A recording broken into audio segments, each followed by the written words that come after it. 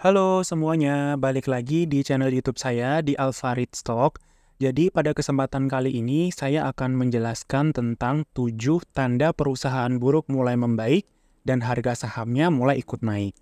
Itu. Jadi pada penjelasan kali ini saya akan menjelaskan tentang perusahaan yang turn around gitu. Jadi biasanya kita sebut dengan turn around company atau perusahaan rugi menjadi perusahaan yang untung. Dan itu akan menjadi kesempatan teman-teman bisa membeli saham perusahaan tersebut ketika masih murah dan naik gitu ya, karena ikut dengan perusahaan yang mulai membaik.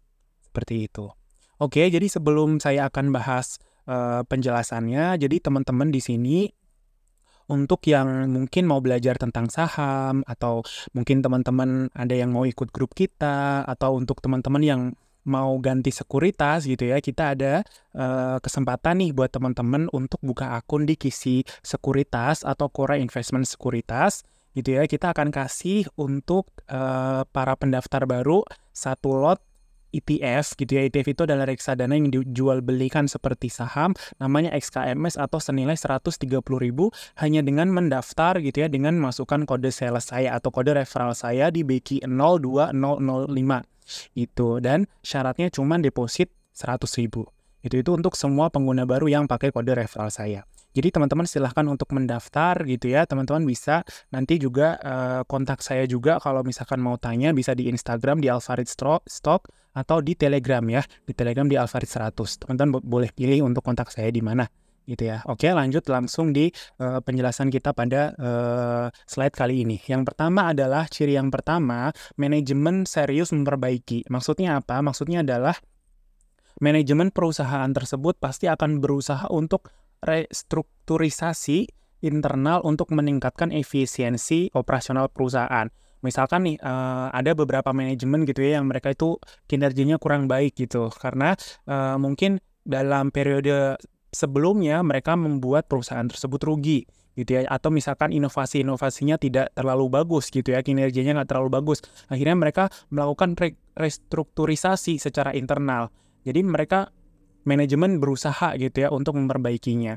Jadi caranya juga antara lain teman-teman bisa cari dari public expose perusahaan gitu. Misalkan ada perusahaan ABC gitu ya, mereka mengadakan public expose gitu. Biasanya mereka akan menjelaskan misalkan ada rencana untuk memperbaiki manajemennya. Kemudian teman-teman juga harus melihat apakah tindakan dari manajemen itu adalah tindakan yang konkret dan terukur. Kenapa? Karena kalau misalkan tindakannya itu hanya rencana saja atau strategi aja gitu ya, tanpa ada bukti gitu ya, teman-teman bisa melihat bahwa mereka nggak terlalu serius untuk memperbaiki perusahaan.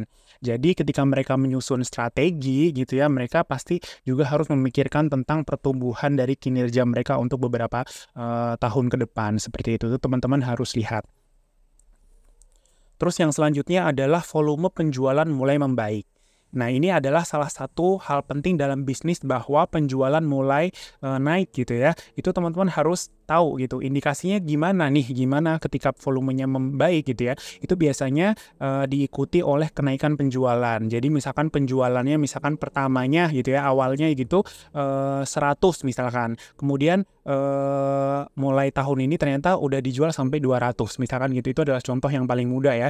Jadi volume penjualannya mulai naik, itu kan 100% ya, kenaikan dari 100 ke 200 misalkan gitu. Nah, untuk tahu nih cara gimana nih volume penjualan naik gitu ya, teman-teman bisa cek dari laporan keuangan, laporan tahunannya gitu, atau misalkan dari public expose, misalkan mereka melakukan public expose atau mengeluarkan berita bahwa penjualan mereka di quarter ini mulai naik misalkan, atau di pertengahan tahun ini mulai naik misalkan kayak gitu. Jadi teman-teman bisa menemukan infonya di sana. Namun secara umum ya, teman-teman bisa melakukan analisa sendiri dari laporan keuangan tuh gitu ya. Itu dari mana? Dari kenaikan penjualan, kemudian dari revenue, kemudian dari pendapatan gitu ya, laba bersih, laba kotor gitu, atau teman-teman bisa lihat juga dari EPS-nya gitu ya, earning per share-nya itu mulai naik gitu. Jadi ketika itu udah mulai naik gitu ya, awalnya rugi kemudian menjadi untung misalkan gitu ya, itu akhirnya teman-teman bisa tahu bahwa perusahaan ini volume penjualannya mulai membaik seperti itu. Kemudian yang selanjutnya adalah inventory turnover terus meningkat. Inventory turnover ini apa? Inventory turnover ini adalah sesuatu yang mengindikasikan barang dagangan itu cepat laku. Jadi waktunya gitu ya. Jadi secara dulu misalkan dalam 2 bulan baru laku, sekarang dalam 1 minggu sudah laku misalkan gitu. Jadi ketika kita tahu gitu ya inventory turnover-nya ini semakin cepat gitu ya, atau semakin meningkat, maka perputaran uangnya itu akan semakin lebih cepat. Gitu, itu adalah hal yang memperkuat tanda-tanda ditunjukkannya kenaikan penjualan. Jadi yang awalnya penjualannya sepi, misalkan sudah mulai rame, itu juga dengan di inventory turnover ini. Itu selain itu, kenaikan inventory turnover ini bisa juga menurunkan biaya dari penyimpanan di dalam gudang ya. Jadi teman-teman kalau misalkan tahu perusahaan gitu ya, mereka punya barang yang mau dijual, mereka kan pasti akan menyimpan itu di dalam gudang ya. Nah, ketika inventory turnover-nya itu meningkat, maka kan penyimpanannya itu juga akan semakin cepat ya. Jadi nggak perlu menyimpan dalam waktu yang lama, maka biaya yang dibutuhkan pun juga akan berkurang. Seperti itu. Nah, kemudian yang selanjutnya adalah efisiensi biaya mulai terlihat hasilnya gitu. Jadi ketika perusahaan ini rugi, mereka akan melakukan banyak sekali efisiensi, mengurangi biaya operasional misalkan gitu ya. Kemudian mereka mengurangi misalkan karyawan gitu ya, atau mengurangi hal-hal lain gitu ya, melakukan efisiensi. Maka ketika efisiensi itu menunjukkan hasilnya, perusahaan tersebut akan mulai bisa bernafas yang awalnya tuh rugi gitu ya. Dengan adanya penurunan misalkan dari beban operasionalnya gitu ya. Kemudian margin keuntungannya juga meningkat gitu. Itu adalah salah satu hasil dari efisiensi biaya gitu. Nah, ada sebuah kata bijak yang berkata bahwa untuk menghemat biaya produksi meja, jangan sampai satu kaki mejanya kita hilangkan gitu. Jadi itu adalah kan misalkan meja kan 4 gitu kakinya ya. Jadi jangan sampai cuma jadi 3 gitu. Jadi ketika efisiensi biaya ini tidak terlalu ke dalam hal yang penting gitu ya, atau misalkan efisiensinya di hal-hal yang samping-sampingnya gitu ya, teman-teman harus tahu bahwa nanti akan menjadikan margin keuntungannya meningkat. Seperti itu. Nah, kemudian profit margin mulai membaik. Nah, ini tadi juga sudah saya bahas sebelumnya, bahwa kenaikan penjualan, kemudian efisiensi biaya gitu ya, itu artinya adalah meningkatkan profit margin atau meningkatkan profitnya.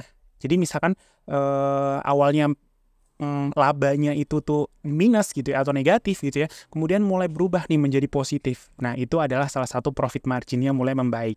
Hal tersebut adalah indikasi yang sangat kuat gitu ya, apalagi kalau misalkan yang awalnya itu positif, kemudian awalnya negatif, kemudian menjadi positif gitu ya. Itu akan menjadi hal yang sangat penting. Atau misalkan yang awalnya negatifnya gede gitu ya, mulai membaik gitu. Jadi misalkan negatif 10 menjadi negatif 1 misalkan gitu, atau mendekati 0 misalkan gitu. Jadi itu adalah salah satu hal yang marginnya itu mulai membaik, seperti itu. Nah, kemudian yang selanjutnya adalah utang mulai terkendali. Ini apa? Adalah jadi teman-teman harus paham bahwa setiap perusahaan pasti punya utang gitu ya. Tapi kalau misalkan hutang perusahaannya itu gede banget gitu ya, biasanya perusahaan akan kelabakan. Salah satunya adalah perusahaan tersebut akan merugi terus. Nah, makanya utang ini ketika kondisi perusahaan udah mulai memburuk gitu ya, tiba-tiba hutangnya mulai terkendali gitu. Jadi ketika perusahaan berhasil menstrukturisasi utangnya, itu akan menjadikan simbol perusahaan itu akan semakin bagus gitu. Terlebih lagi jika adanya perbaikan dalam cash flow gitu ya. Jadi akan menjadi semakin cepat nih perusahaan menjadi untung gitu. Jadi ketika hutang ini bisa dikendalikan oleh perusahaan, maka nih salah satu tanda juga yang penting untuk teman-teman ketahui gitu. Nah, yang terakhir adalah perubahan strategi bisnis atau perubahan bisnis ya. Misalkan awalnya bisnis jual baju, misalkan ternyata rugi gitu ya, kemudian dia ganti menjadi bisnis penjualan makanan misalkan gitu ya. Itu adalah salah satu contoh aja ya. Tapi ketika perubahan bisnis ini atau ya restrukturisasi ini gitu ya, itu bisa meningkatkan kinerja dan efisiensi, itu tentunya akan menjadi semakin bagus. Dan ini bisa juga menjadi angin segar untuk perusahaan yang selama ini merugi. Tetapi teman-teman juga harus tahu bahwa perubahan bisnis, perubahan strategi bisnis ini harus dilakukan oleh manajemen secara matang-matang. Jadi nggak bisa kayak teman-teman, oh berubah deh, pengen dari kita jualan baju, pengen jualan makanan misalkan gitu.